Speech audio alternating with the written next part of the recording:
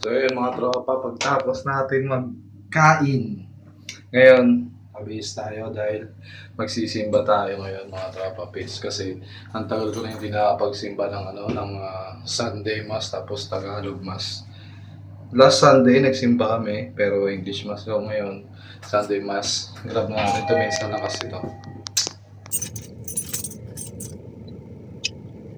So yung mga tropa pits, tayo sisimba tayo ngayon, Sunday Mass, Tagalog Mass. Let's go.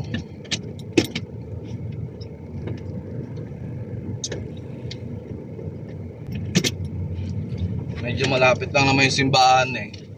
So mabilis lang biyahe, mga 5 minutes lang.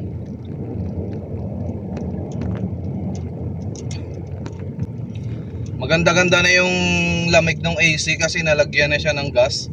Kahit na maaraw, good cooling condition na siya boy. Unlike nung hindi pa siya nalalagyan ng gas, matagal siya lumamig. Ngayon, i-pull mo lang siya ng kahit mga 1 minute, mararamdaman mo na yung lamig.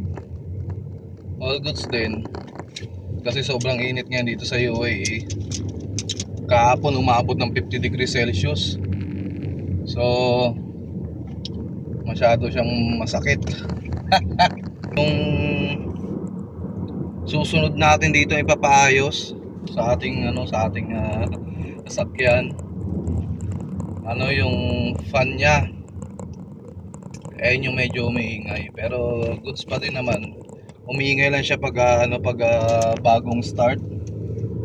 Hindi naman sobrang ingay. Saktong may sipol lang. Ayun yata talaga yung pinaka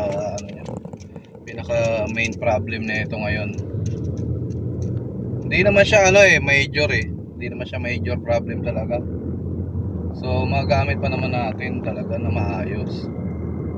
Pero kailangan na siyang palitan kasi pag umistop yung fan, maapektuhan din yung cooling system nung compressor natin boy.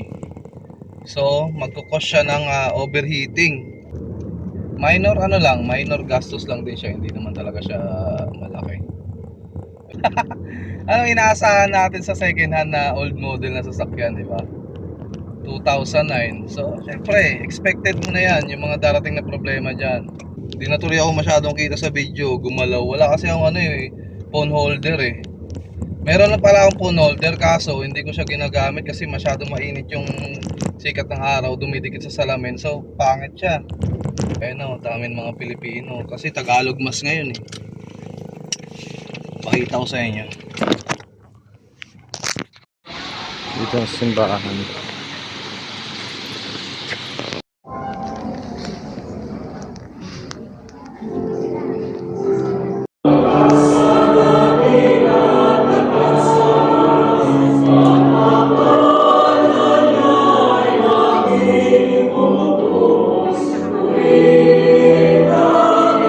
So yun mga tropa pits, tapos na tayo magsimba at uuwi na tayo dahil may pasok pa tayo sa trabaho.